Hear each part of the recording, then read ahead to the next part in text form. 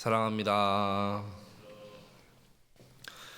라헬을 얻기 위해서 야곱은 7년 동안 열심히 누구보다 성실하게 라반에 위해서 일을 하였습니다. 그동안 힘들었어도 내가 사랑하는 여인 라헬을 얻을 수 있다라는 그 소망과 기대만으로 버텨왔던 것 같습니다.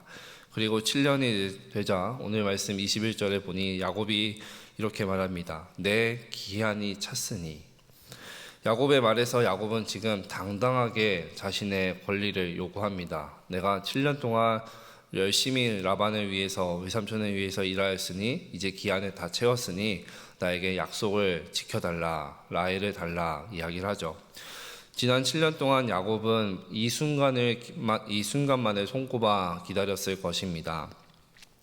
매일매일 날짜를 계산하면서 이제 얼마 며칠 안 남았다라고 기대하는 마음으로 버텼을 것이죠. 마치 군대에서 제대를 앞둔 병장이 손가락을 세면서 이제 제대가 전역이 며칠 안 남았구나라는 기대와 소망을 품고 나아갔던 것과 같았을 것 같습니다. 한편 라반은 지난 7년 동안 큰딸 레아를 결혼시키기 위해서 부단히 노력을 했을 것 같습니다. 하지만 결국 레아는 시집을 가지 못했죠. 라반은 아버지로서 언니인 레아를 놔두고 동생 라헬을 먼저 보낼 수가 없었습니다. 라반은 야곱에게 아무 말도 하지 않은 채 그래서 꾀를 냅니다. 라헬 대신에 레아를 대신 장막으로 들여보냅니다. 라헬과 결혼하고 싶지만 돈이 없는 그 야곱을 이용을 해서 레아까지 지금 한 번에 다 처리하려는 꾀를 내고 있는 것이죠.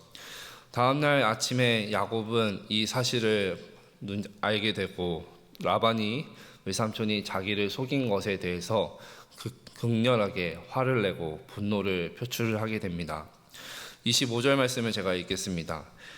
야곱이 아침에 보니 레아라 라반에게 이르되 외삼촌이 어찌하여 내게 이같이 행하셨나이까? 내가 라헬을 위하여 외삼촌을 섬기지 아니하였나이까?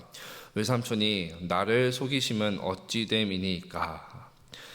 라반도 야곱이 이렇게 대답할 것을 예상했던 것 같습니다. 이에 대해서 라반이 이렇게 대답을 합니다. 26절입니다. 라반이 이르되 언니보다 아우를 먼저 주는 것은 우리 지방에서 하지 아니하는 바이라. 자기 지방에서는 형보다 아우를 먼저 주는 법이 없다라는 것이죠. 그러면 왜 진작 먼저 얘기하지 않았을까요? 충분히 이전에 나는 레아를 먼저 보내야 된다라고 말을 했어야 했습니다. 지금 야곱을 두고 사기극을 펼친 것이죠. 아무리 이유가 정당하다고 해도 그 입장은 라반에게서 정당한 것이지 야곱에게서는 지금 용납할 수 없고 납득할 수 없는 상황입니다. 무엇보다 지금 이 사건을 야곱의 입장에서 보면은 정말 날벼락을 맞은 것과 같습니다. 7년 동안 열심히 일하였는데 라헬을 얻기 위해서 성실하게 일하였는데 지금 큰 사기를 당한 것입니다. 이때 얼마나 야곱이 라반 외삼촌에게 배신감을 느꼈을까요? 그리고 레아도 정말 미웠을 것 같습니다. 레아도 솔직하게 얘기할 수 있는 상황이었습니다. 이 여자가 어떻게 내 옆에 지금 있는 것일까? 내가 첫날 밤을 어떻게 이 여자랑 보낼 수 있었을 것일까? 정말 화가 나고 분노가 치밀었을 것이고 이 상황을 이렇게 만든 라반에게도 무척이나 많은 화가 났을 것입니다. 근데 이 장면을 곰곰이 생각을 해보면 레아가 지금 라헬인 것처럼 속이고 변장해서 들어왔고 또 자기 앞에서도 아마도 목소리나 행동도 라헬인 것처럼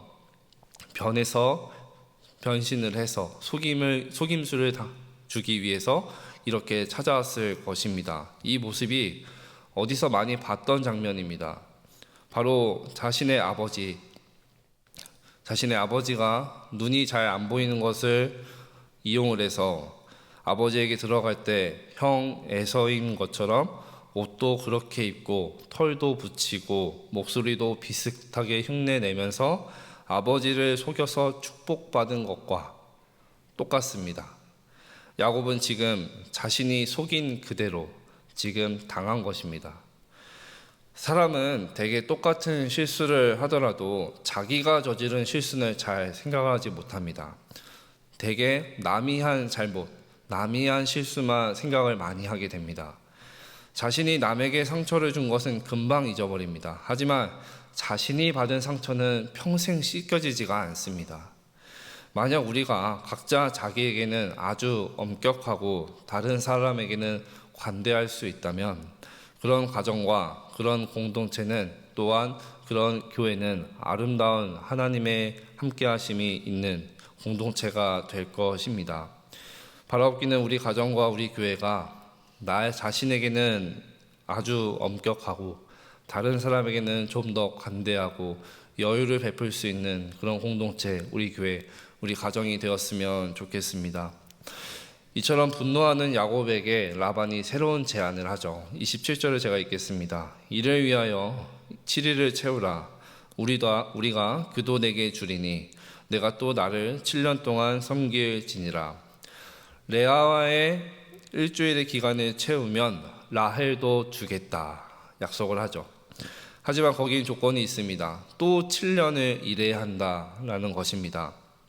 지금 야곱은 정말 자존심이 상했을 것 같습니다. 하지만 참을 수밖에 없었습니다. 왜냐하면 가진 것도 없고 라헬과 결혼을 하고 싶기 때문에 참아야 했습니다. 버텨야 했습니다. 그리고 인과응보의 지금 상황에 놓여진 것입니다. 놀랍게도 야곱은 그래서 라반이 사용한 이 비열한 방법을 통해서 처음으로 자신이 한 일을 아마 심각하게 고민하고 깨닫지 않았을까 생각을 해보게 됩니다. 이것을 통해서 자신의 모습을 돌아보게 되고 내가 다시 바보 같은 짓을 하였구나, 내가 나 자신과 같은 내가 행한 일을 똑같이 갚게 되었구나, 받게 되었구나 라고 생각하며 라반의 제안을 결국 받아들일 수밖에 없었습니다.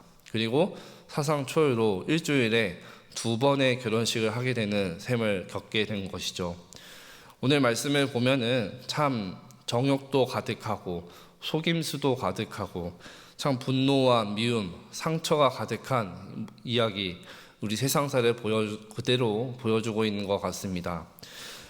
정말 이 모습에는 하나님이 안 계신 것 같고 또 하나님이 등장하시지 않는 것 같고, 그런데 놀라운 것은 이 복잡하고 미묘한 관계 속에서도 하나님은 보이시지 않지만, 하나님이 정말 계시지 않는 것 같지만 보이지 않는 손길 가운데서 하나님은 여전히 일하시고 계시고 야곱을 가장 좋은 길로 인도하고 계신다라는 것을 우리는 너무 잘 알고 있습니다.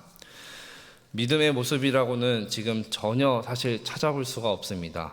야곱에게서도 라반에게서도 레아도 라헬에게서도 믿음은 찾아볼 수가 없었습니다. 하지만 하나님은 그 상황 속에서도 당신의 뜻을 지금 이루고 계셨습니다.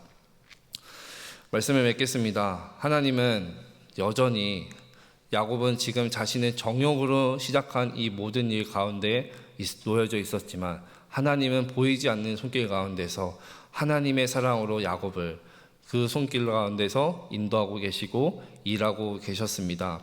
우리 인간의 실수와 잘못 때문에 때로는 넘어질 때가 있고 좌절할 때가 있습니다. 하지만 그 모든 일 가운데에서도 하나님은 그곳에 계셨고 또한 반드시 하나님의 선한 길로, 가장 좋은 길로 우리를 인도하고 계신 줄 믿습니다. 비록 지금 당장은 아니었습니다. 하지만 우리가 너무나 잘 알고 있듯이 야곱은 그의 인생에서 하나님의 대답을 깨닫게 될, 정말 하나님을 깊이 만나는 그 날을 맞이하게 된다라는 걸 우리는 너무 잘 알고 있습니다.